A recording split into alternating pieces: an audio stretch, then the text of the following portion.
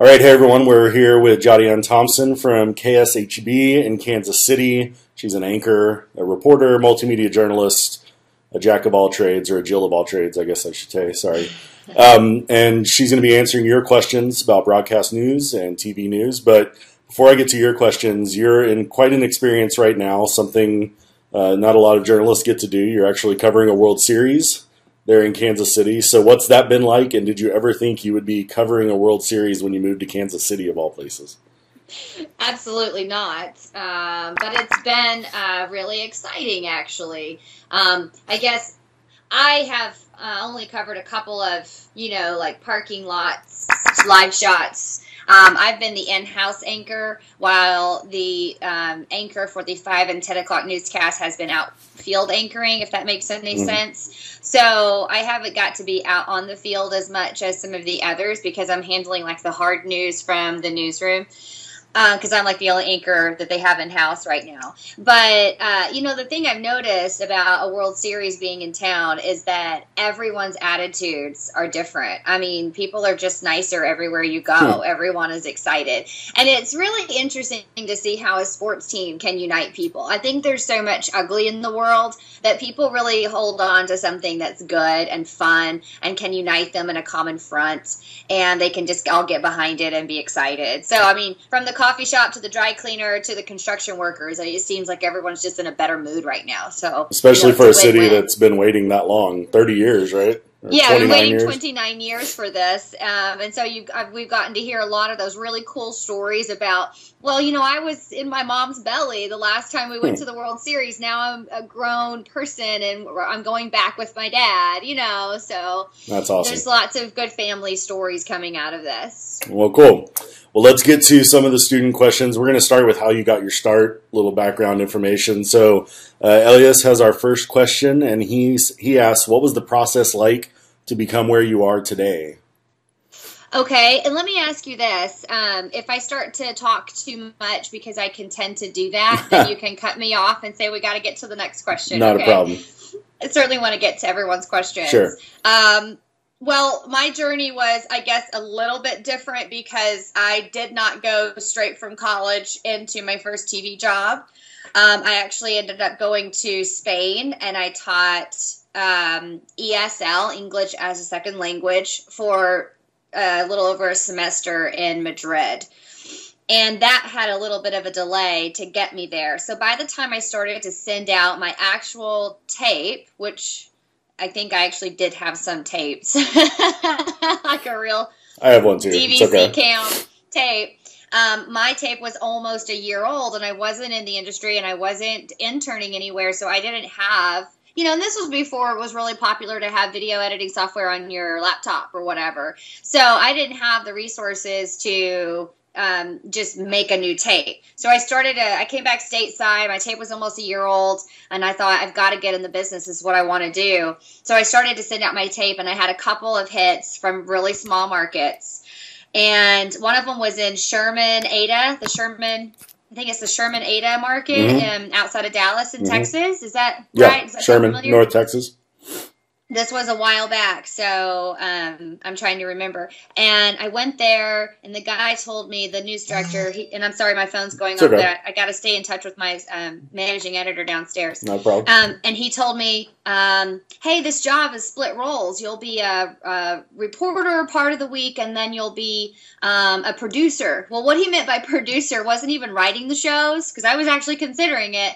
He meant technical director. So part of the week, like 2 days a week, you would report, and then 3 days of the week, you would get back there and run the audio board. Oh, wow. And then I'm leaving the station. He offers me the job, and he says, you may want to call your parents. And I said, well, why would I call my parents? He said, because they're going to need to help you financially. I'm going to offer you the job, but it's $14,000 a year. And I needed a job. I was waitressing at Chili's. I was selling chicken crispers and barrels of ranch. Like, I needed a future, you know what I mean? And I was like, no, I don't, my parents don't help me. I can't live on that. Like, I cannot even live a humble lifestyle on that. So I got another offer. And of course, I sent out tapes to like Bend, Oregon, every little small market you can imagine. And I mailed them, snail mail, and I still have the little postage stamps from mailing all the tapes and putting like an X or a check mark on them. That's funny. And I got a call from Casper, Wyoming. And they offered me the job, and it sounded like it was a good gig. I would be the courts and crime reporter. So I packed up my Jeep, and I drove to Casper, Wyoming, and signed a 2-year deal and started there. Wow. And you're originally from Arkansas, so North Texas would have been very close to home. Right. I was more concerned about getting a start at the right place. Yeah. And getting my foot in the door. It's not like I took a glamorous job in Market 197 in Casper, Wyoming. Mm-hmm. But I just needed to get in the door, and I needed a livable wage. Casper, Wyoming paid me $18,000 a year. I lived in low-income housing, and I almost qualified for food stamps. Wow. So it wasn't easy, and I lived with the antelope and in a blizzard for 2 years. But it worked. In Wyoming, I got an agent, and I was able to jump from Wyoming to Phoenix as an MMJ to Market 12. And there I was able in 2 years to work my way up to doing fill-in anchoring time. And then that got me here, which is where I came down in markets a little bit, but I was able to move into the primetime anchor slot. Yeah.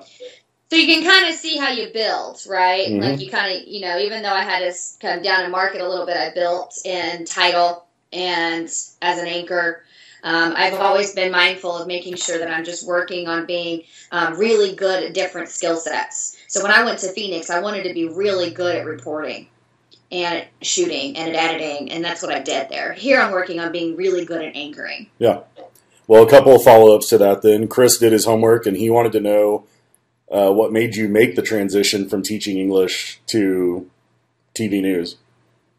Well, I went to school to be a journalist. I studied broadcast journalism at the University of Arkansas at RJ School. So that's definitely what I chose as a career path. I had an opportunity sort of bubble up in front of me to live overseas and to do something that I really had never done before, to get myself outside of that bubble that a lot of us find ourselves in, and get myself out of that comfort zone. And I took that leap of faith because I felt that it was going to build me as a person. Mm-hmm. And I am glad that I did, because a lot of the things that I learned as a foreigner helped me a lot in terms of being a more well-rounded journalist. And a lot of journalists don't, they go straight from school straight into their first job. Do you think that's important to try and do something unique or something kind of crazy like that for a little while? It depends on the person, because I think some people can make it work still. Like I was able to still sort of make it work, and I thought that experience was really invaluable, and I still do. But there's folks out there who, when I was in college, although I was studying journalism, I was really interested in politics. So I actually interned on Capitol Hill for my congressman, now senator, and I didn't have like a big TV internship, right? I think if you're say you've got a really good gig as an intern at a great place that could maybe move into like a part-time position, maybe moves into full-time, and you need to seize the opportunity, then you got to kind of play the hand that's in front of you. You know what I mean? But I didn't have a lot of things going on like that when I was coming out of college. I had this opportunity. So I think you just kind of have to know yourself and kind of try to choose the best path that you think will get you your end result that you want to be. And I wanted to be a journalist, but I also wanted that international experience. And I didn't have myself locked down yet with bills and things that I had to stay here for. Yeah. So I was able to make that jump, where now I really couldn't do that.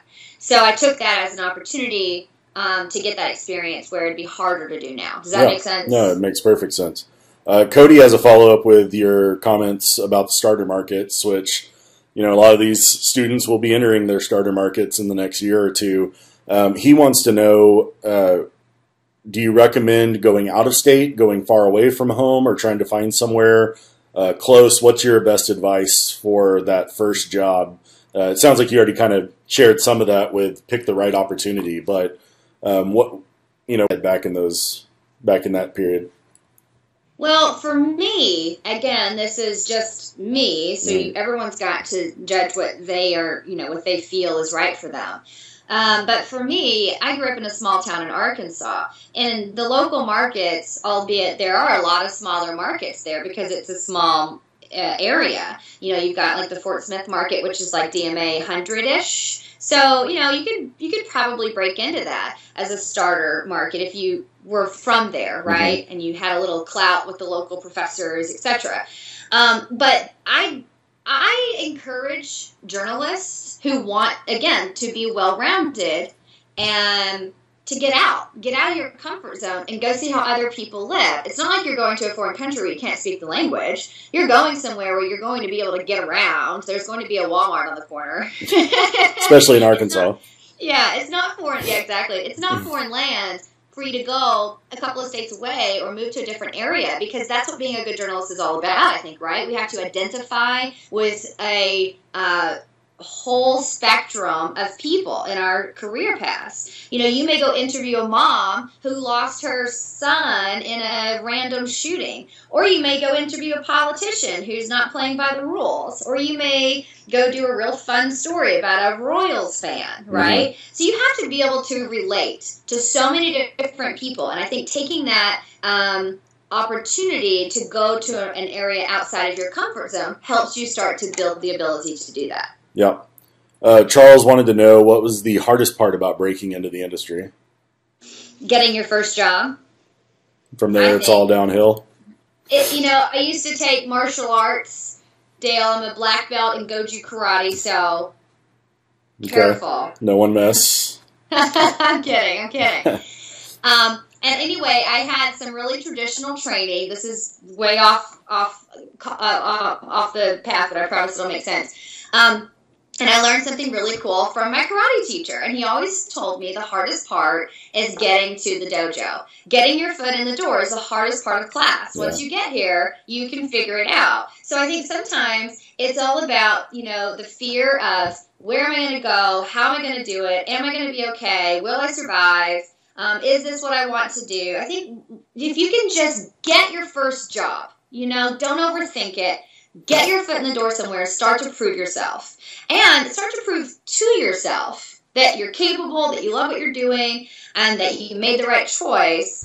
It sets your path in motion.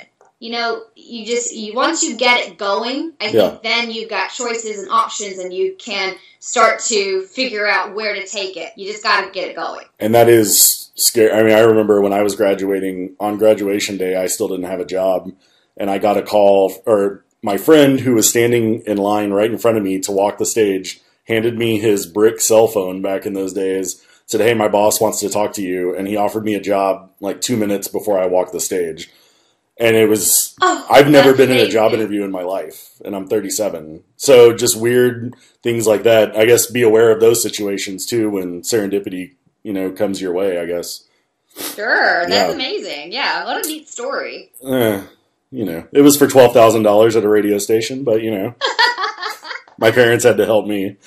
Well, I was a millionaire compared to you, making like 18 up in Wyoming. I got my first raise to $18,000, and it was as if, I was moving so far up in the world. Oh, yeah.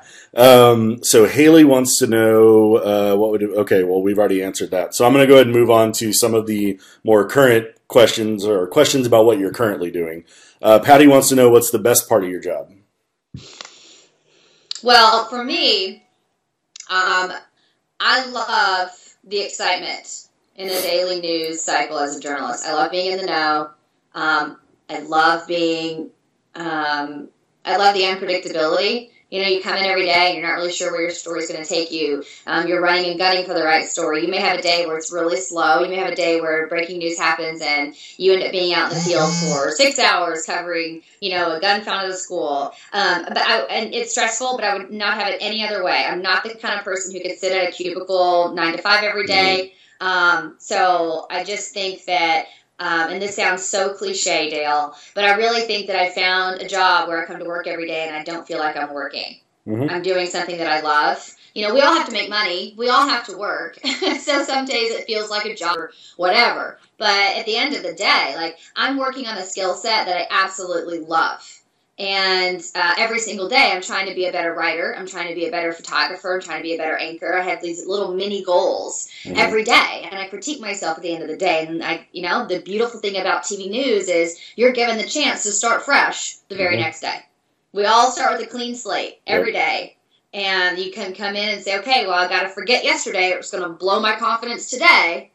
And then I got to move forward and try to be better. And I love that. And you have to have that love to get through those first couple of years where you're getting by on $18,000 a year. You have, and it's not just that it's rough because you're not making a lot of money. There's a lot of defeats. Mm-hmm. There's a lot, you mess up on things. Or people ask you, what are you doing? You're crazy. I'm your age and I'm out making, $80,000 as a business major somewhere, a local company, You don't get to see your family as much. It's hard to make friends, and as soon as you do, you leave them. Like, you work there's every holiday. There's so many other struggles about your first job that you don't even realize until you get there. Yeah. That passion to be determined to do what you do is what will get you through the lonely nights. Yep.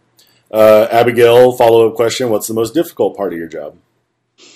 Well, I guess there's a couple of different answers to that.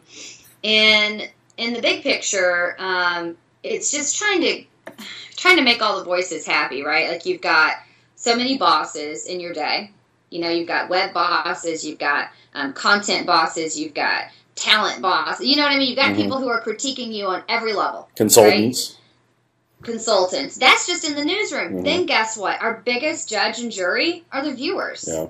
So then you've got them saying, well, I didn't like how Jadiann said this today. I didn't like what she was wearing today. I didn't like how she did that story today. Or they did like it. But, you've just got so many voices to please. You have to be a really confident person because it'll destroy you if you don't. Yeah. And, would you agree with that, Dale? Yeah, no, it's constant criticism and sometimes not constructive criticism. It's just straight up, you suck criticism. And so you have to be able to, take that and you have to make it constructive internally, even if it's not given to you that way. Right. Especially from the consultants, or at least the consultants I used to deal with. So exactly. Elias asks, what are employers looking for now in the news world? So somebody coming to your station, what would your newsroom be looking for? The Royals won last night, Dale. I was out kind of late. Sore throat. It's all right. You got to learn how to work hard and play hard, guys. Or maybe you want to edit that part out. No, it's okay. So, it's part of the lesson of the starter market. What's that? It's part of the lesson of the starter market. Oh, yeah. Maybe we can get to this question later, or maybe we can just have a short discussion about it. I believe in the power of starting small and not trying to jump big right out of college. I'll tell you about that later if you want. So the question was... what are employers looking for in new employees? I think that the best thing, because we're talking to a group of students who may... go different paths. So I think that the best piece of information for all you guys, and you've got the right teacher in front of you, considering about what I'm going to say, because I think it's being well-rounded, right? So, I'm sure that you guys use the term MMJ. Mm-hmm. Well, we call it something different. I just call it video journalist or, Fair enough. Yeah. All about the same it's thing. All, yeah. So, like the multimedia journalist, the video journalist, you have to have a big skill set. When I was in college, you were taught that you would start at your small markets and you would have to do everything yourself, and then you'd make it big, and then you would have the cameraman and the editor and like the hair and makeup, right? You'd have all the perks. Well, that's gone. That You're shooting and editing your own stuff still, right? Yeah, and I don't all the time, and but you like plenty that, of right? days I will. Yes. Yeah. And so I think that a news director values someone that they can bring into their newsroom, say at his or her average salary, that he or she knows she's getting someone who can do the skill sets of, say, 4 people in the newsroom, right? And then when they're... I'm not going to look at you if all you can do is come in and report. When I'm going to need someone who can grab a camera or be out on a scene with their iPhone and Dropbox me VO, or shoot me a quick soundbite, because that's the only way it's possible, and get it back to me, or hop in the live truck, fire up iNews, and cut me a soundbite.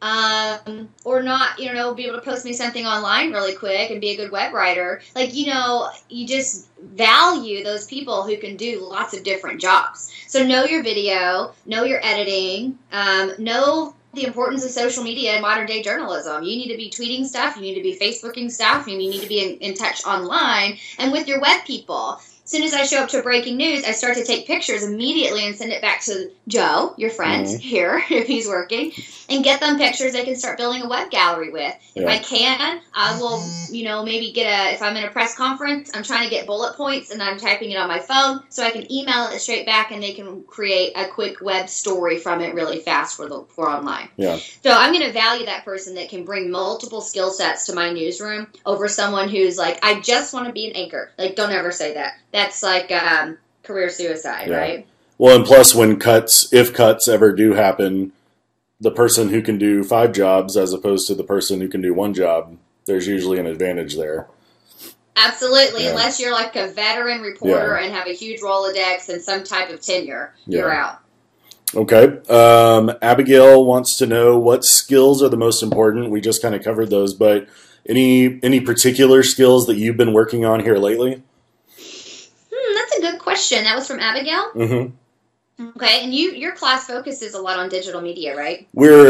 It's a writing class, but I do have them continue to do web writing as well because I don't want them to lose that skill when they've already taken a web writing class, and so I kind of mix the two before they move on to TV news.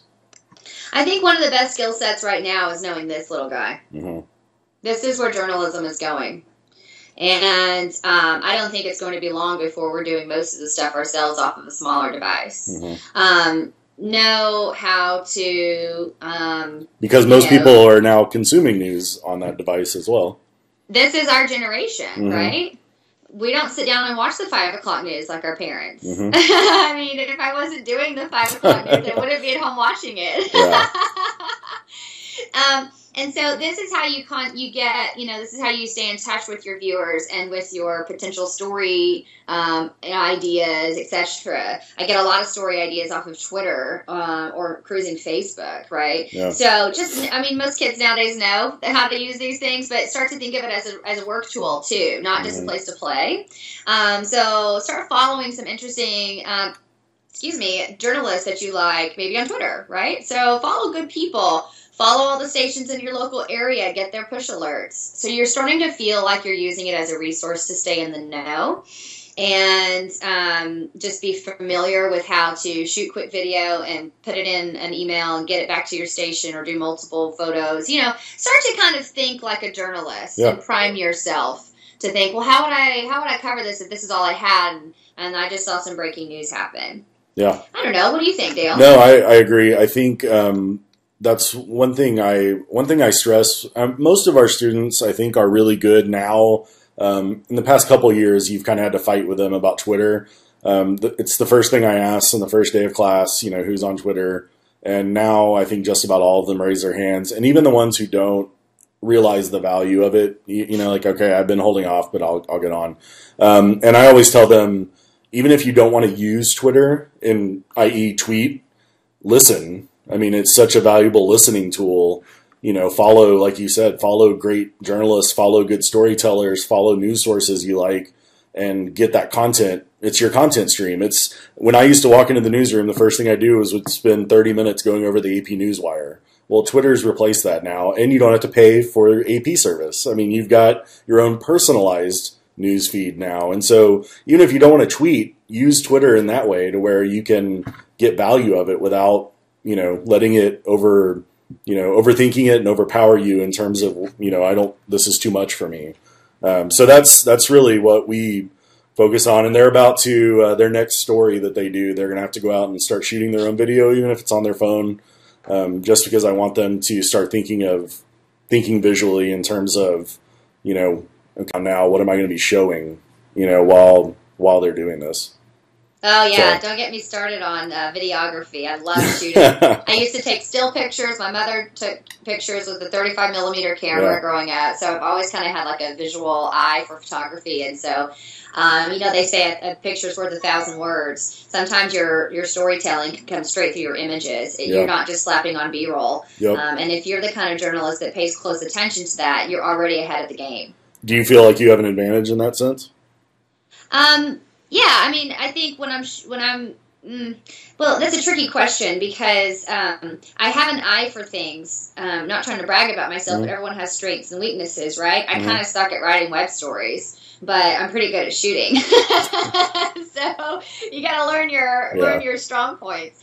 And so, I can kind of go to a story, and I think I have a good eye for seeing the shots and seeing the things that are going to touch people. That's what it's all about, right? Reaching through to people, and not just telling the story, and getting the facts out there, but like reaching people. If you're on a scene and you're feeling kind of emotional, you're like, oh my gosh, I kind of feel this way about this story. Well, maybe you try to capture those emotions in the other people's faces so that when you portray that story to the viewer, they're feeling that too once they see your story. And so I think I have a good eye for that. The problem is if I'm not shooting, then I don't have that control. Yeah. And then sometimes it's just impossible because you're breaking news or it's a tough day and you're on story assignment number 4 and everything else is falling through and it's 3 and you got a story at 5. You're not as in much control. And if you're working with another, say, photographer who doesn't value, the photography like you do, you come across all these obstacles.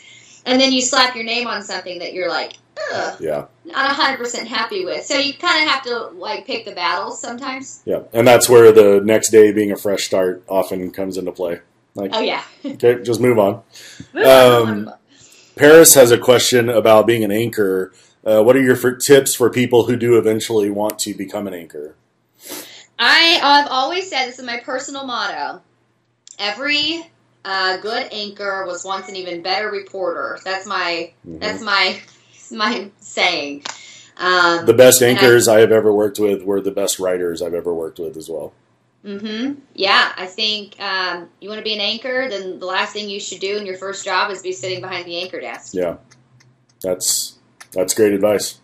This is from Haley. What topic is your favorite to report on? Talked about politics earlier. Is that still in... That's an interesting question. I kind of like the variety. So I enjoy kind of getting into a real sensitive kind of featurey story every once in a while. I also really enjoy breaking news, right? I also really enjoy crime. I'm on the crime beat here. In addition to being a MMJ, a reporter, and an anchor in the same day, I'm encouraged to work my beat and pitch enterprise stories every day. So I work the Kansas City, Missouri Police Department beat. But I can tell you that as a reporter in Phoenix, which is where I was before I came here, I worked for a station that was really aggressive. And we had a motto of holding the powerful accountable. So we kind of did go after people a lot, right? Yeah. And I love that. That's my all-time favorite. Finding somebody in power who's not playing by the rules and calling them out on it. I think that's our job as the watchdogs of those people in positions of power. We're here to be the gatekeepers of information for our viewers. And you can bring something to light that changes people's opinions about the folks who are running their world, right? And do you think enough of that's still going on? No, I think it depends on the market. I think the Midwestern market is a little bit more, they're a little more slower paced and they're not as aggressive. Yeah. Right? Or if they are, at our station... it's kind of just the I-team does that stuff, right? Every market is ran so differently. And I was just lucky enough to be in a market like in Phoenix where we had a lot of big newsmakers. We had Sheriff Joe Arpaio. Yeah. The constant source of controversy. Absolutely. And then we had Jan Brewer, who's also a source of controversy. And then we always had immigration. And then before I left Phoenix, I was covering the Jodi Arias trial, which was huge. Yeah. And so, you are a market that's producing good content anyway, and I'm at a station that wants you to go after people aggressively, and you've got kind of the right players, if you will. I've done that on a smaller scale here, Dale, and I'll send you the link to a couple of the stories where I was able to kind of do, like I said, smaller scale, kind of chasing down some people who were being completely honest. And I caught like a local politician. He was just like lying to my face while we're doing the interview.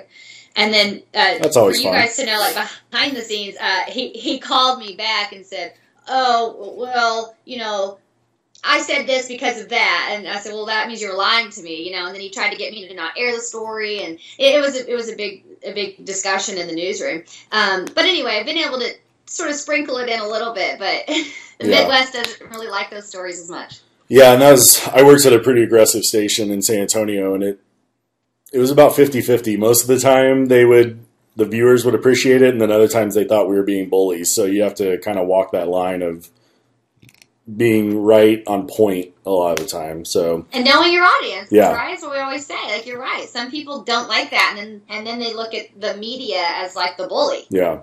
And so you're like, no, I was holding him accountable. Well, that's not how they saw it. Yeah. They saw it as you chasing him down the street. And as me being a BITCH. Yes.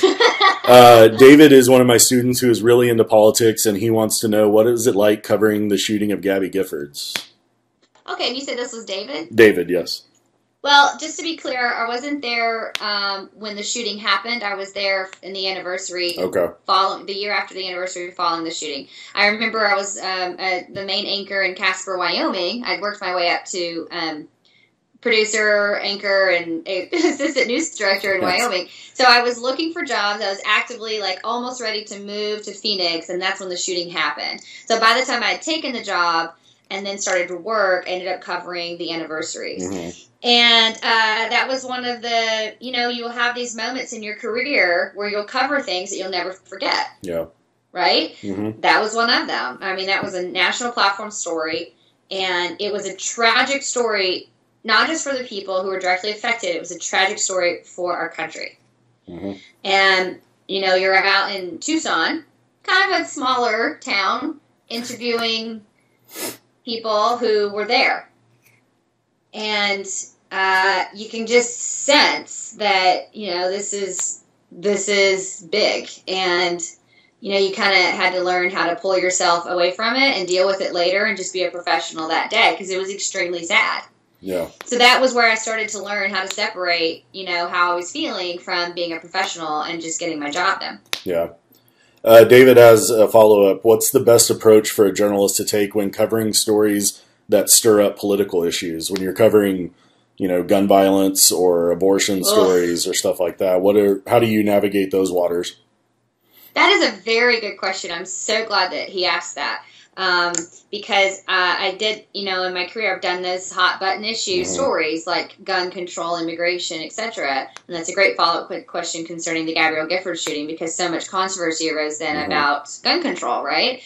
And first of all, I think you just have to be prepared that you're going to get hate mail from both sides. Yeah. You're gonna both sides think you're against them. Right. So you're going to get something. So don't, and I used to take it very personally. I admit sometimes it's still hard to take. But if you can go at it going, okay, I know that someone's not going to like this because they feel so passionately about this issue. I'm going to get some emails. Then you won't be so shocked when you do get the email. So then you can deal with that a little bit better. And the next thing is be really confident in your work so that when you do get that email, maybe someone is fact-checking you, know that you can verify what you've said. Yeah. So just be really cautious that you're walking the middle line and that you're sourcing people. If you're saying something really one-sided, well, Bob says this is what he believes, play soundbite, right? Mm-hmm. Just be really careful that you're sourcing the information that is one-sided and that you're making sure that it's your people you're interviewing that's saying it and not you saying it. Would you agree with that, Dan? Yeah, no, I completely agree. And you're going to get that kickback.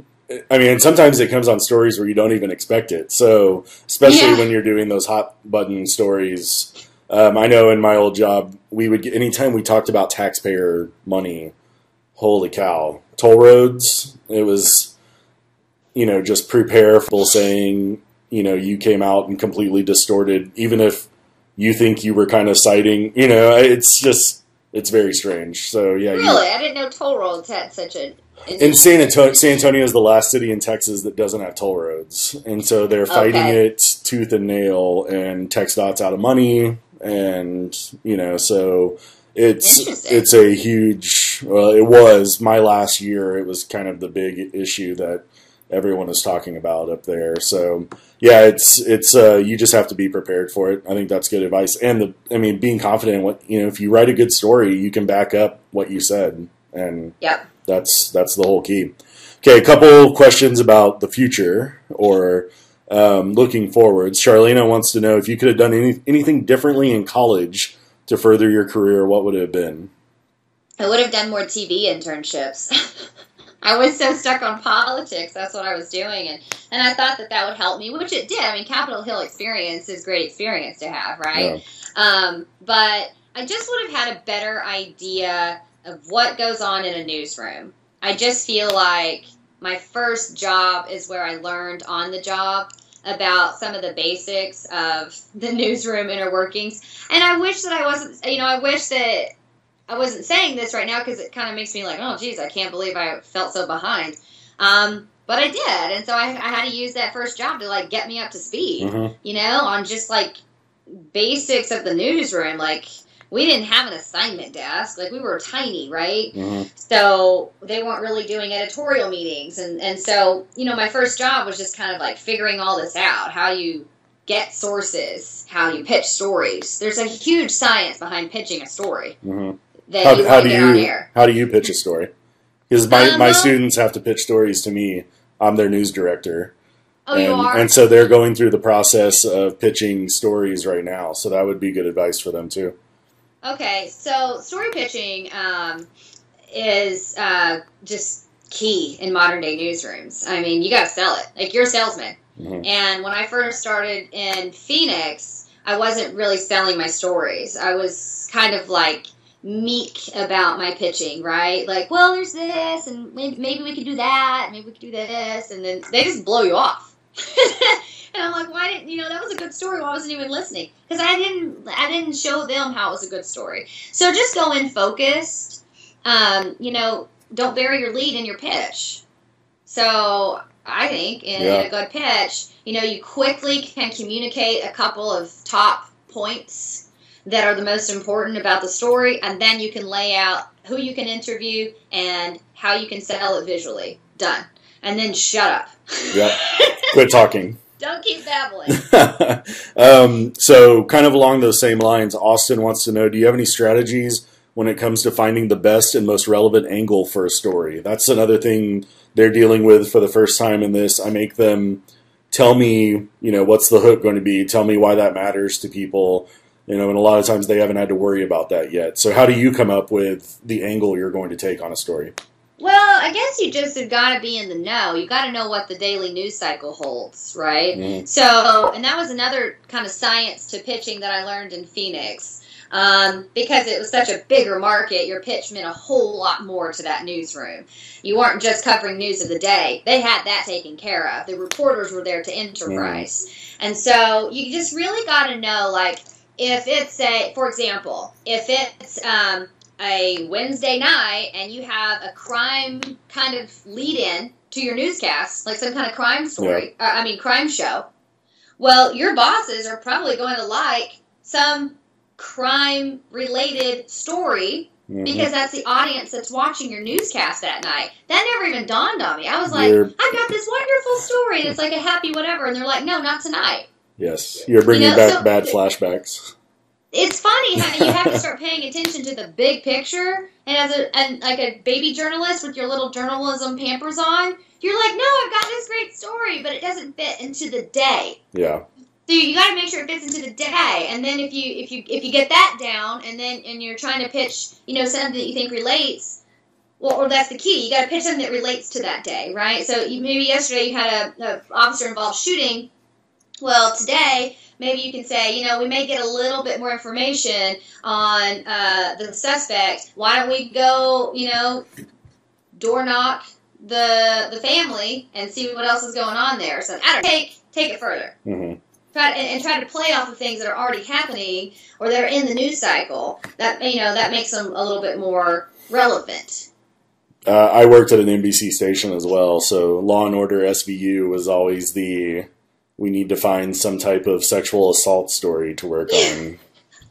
I know, or Fridays are great days to pitch like your fluffier stories. Because everyone's kind of winding down and getting ready for like fun, happy weekend. And, you don't have as many people usually watching on a Friday night. So you try to hook them with something like entertaining, kind of. Yeah.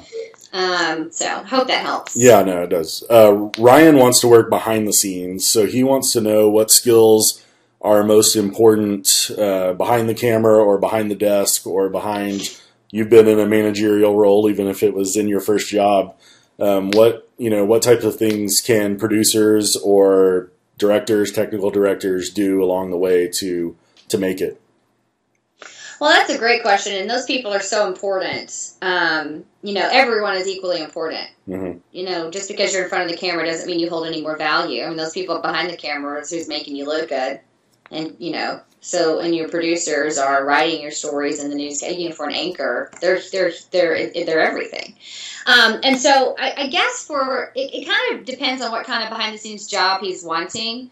I think advice for someone wanting to go into producing is a lot different from someone wanting to go into like technical directing. So do you know the direction he's? I don't, but I think just thinking about it, I think that's where quality internships really can come into play, and actually getting your hands on and figuring out if that's really what you want to do. Because sometimes you might think, that sounds kind of cool, but then you realize, I actually love shooting more than I like punching, or, something like that. So, I guess the biggest key, like for me, working with those folks is just knowing who you're working with, right? Like I think the behind the scenes people, like they see the rotation of talent, right? So they see like, if you're a TD and you're working the 5, 6, and 10, like at our shop, you're dealing with different talent for those shows, right? So you just kind of have to know how people tick and know how. I mean, you're in a little bit more of a managerial role, I think, doing that. Yeah. You're right, and so just kind of knowing how to, if you want to be a game changer and you want to get in there and like shake things up and pitch new ideas, do things differently. Just knowing how to get in there and get people to kind of earn your respect and value you as a player. And pitch those ideas, but in a respectful kind of way. Yeah. That makes any sense. Yeah. And starting to kind of like know who you're working with and know how they tick, so you know how to get in there and get things done. Yeah, and that's a good point. I used to write differently for different anchors, so knowing your talent and knowing, who's going to be reading this. Well, she doesn't like this phrase, but I know he does, and that kind of thing. That's good advice.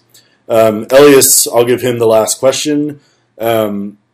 These students are coming into journalism at a time where, time of, constant layoffs in the news and disruption and change. I see journalism as a positive. I'm not trying to influence your answer here, but how do you see the future of journalism? Narrow it down for me, Dale. You mean just in terms of jobs? Yes, in terms of jobs. How do you see... we're still kind of in the middle, and I know TV hasn't exactly had that huge disruption yet, like print did, but it's coming. It's going to happen sooner or later. Are you positive about the future of journalism jobs, or what can they expect as they enter the workforce? I am. I'm optimistic about it because I think as long as there's humankind, there's a need for information. I think what you have to be aware of is kind of what we touched on earlier when we first started talking, is that you have to be multifaceted. And you have to be willing to change and evolve with your newsroom environment. So the newsroom that I walk into right now will look very different for someone who walks into it 10 years from now.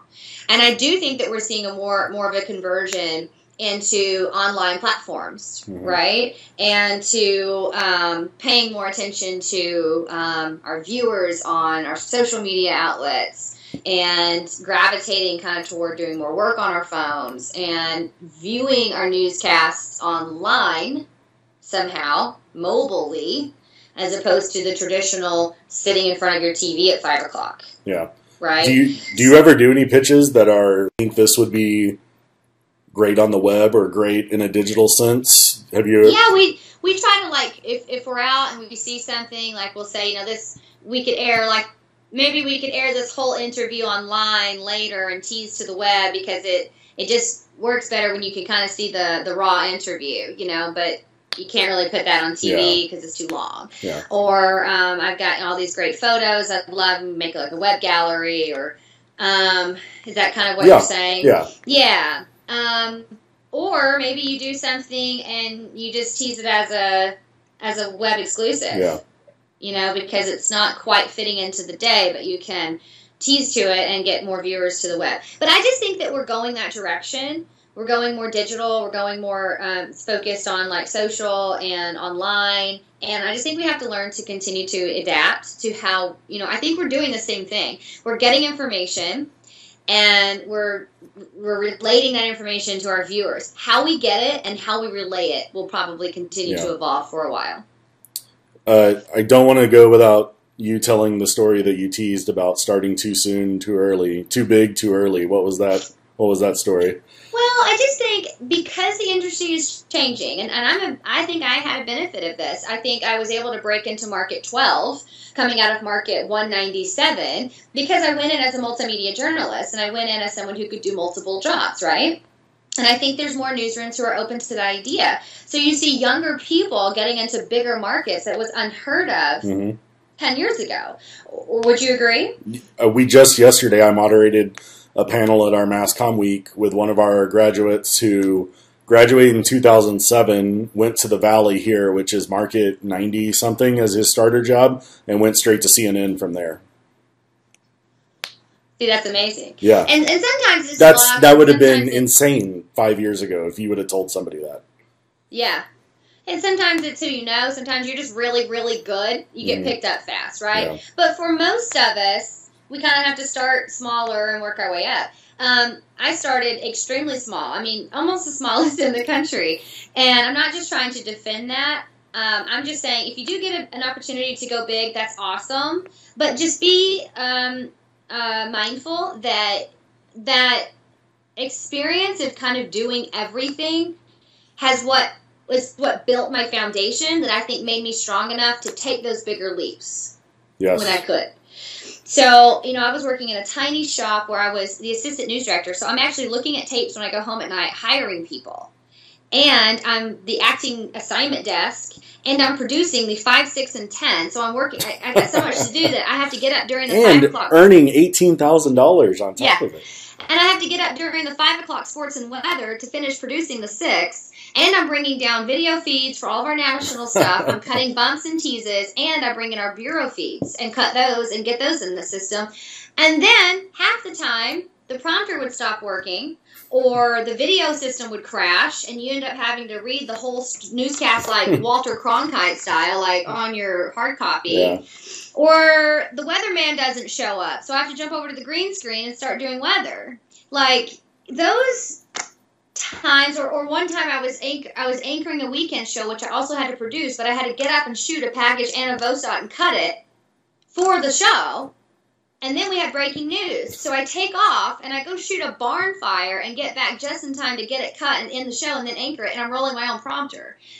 I mean, those experiences is what, you know, when you go somewhere bigger and then you think, oh, you know, I've got all this help because I'm bigger. Not necessarily. When I went to Phoenix, I got sent out to the Wallow Fire, which ended up being the state's largest fire in history. And I was out there on the front lines for 2 weeks. Well, guess what? We had meltdowns.